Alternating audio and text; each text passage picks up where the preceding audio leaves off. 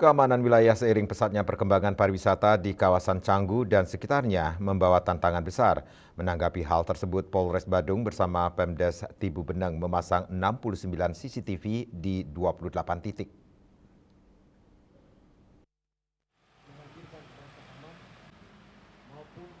Semakin beratnya beban pengamanan di lapangan akibat lonjakan kunjungan wisatawan mancanegara maupun domestik menjadi perhatian khusus.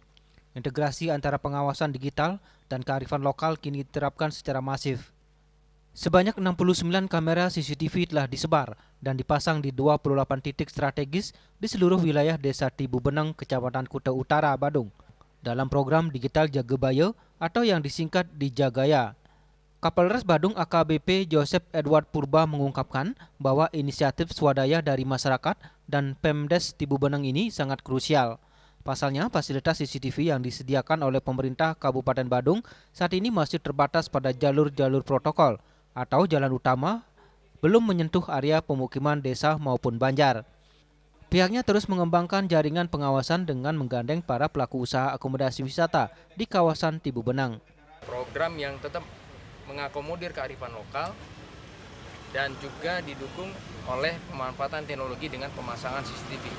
Tentunya ini akan menjadi suatu sistem keamanan publik yang nantinya bisa bermanfaat oleh unsur keamanan desa, kemudian elemen masyarakat, dan tentunya oleh kepolisian. Perbekal Desa Tibu Beneng, Imade Kamujaya mengakui bahwa menjaga ketertiban di tengah heterogenitas destinasi wisata bukanlah perkara mudah. Keberadaan kamera pengawas ini sangat membantu tugas operasional petugas keamanan. Kami merasakan betapa beratnya menghadirkan keamanan di tengah perkembangan pariwisata dan banyaknya wisatawan yang berkunjung ke sini, sehingga mengharuskan kami terus meningkatkan sistem keamanan.